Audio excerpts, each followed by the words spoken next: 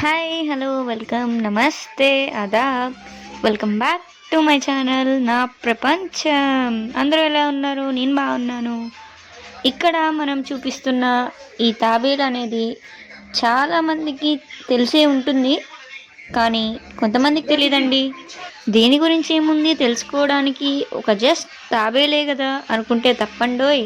దీనికి మైథలాజికల్గా సైంటిఫికల్గా ఎన్నో ప్రూఫ్స్ ఉన్నప్పటికీను నేను దాంట్లో కొన్ని ఎక్స్ప్లెయిన్ చేసేస్తానండి.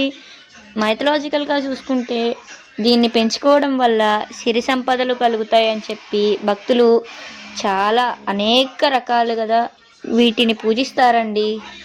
ఇంకా సైంటిఫికల్గా దీనికి ఉన్న ప్రూఫ్ ఏంటంటే, దీనిపైన నేను చూపిస్తున్న షెల్ అనేది చాలా గట్టిగా ఉంటుందండి.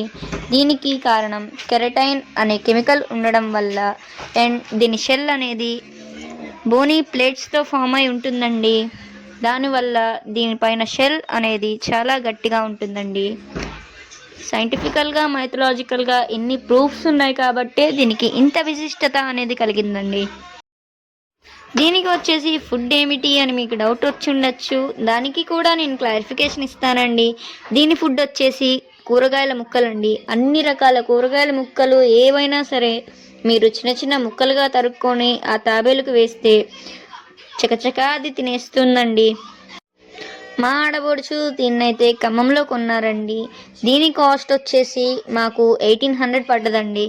ఇంకా తెలిసిన వాళ్ళు ఉన్నారు కాబట్టి మాకు తక్కువ పడ్డది, కానీ ఇది చాలా రేర్ కాబట్టి, నక్షత్ర తాబేలు కాబట్టి దీని కాస్ట్ ఇంకా ఎక్కువే ఉంటుందండి. సో మీరు కూడా తెలిసిన వాళ్ళు ఉంటే ఇది డోంట్ మిస్ ఇట్, ఖచ్చితంగా కొనుక్కోండి. ఇంకొకటి ఏంటంటే, it's not only terrestrial, it's also aquatic animal అండి. అంటే ఇది నీళ్ళల్లో కూడా బతకగలదు.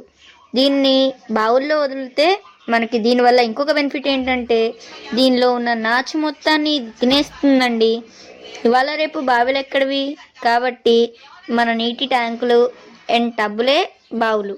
సో వీటిని ఆ బావుల్లో కూడా వదిలితే మనకి నాచు అనేది తినేసి వాటర్ ప్యూరిఫికేషన్ అనేది లోపల జరుగుతుందండి.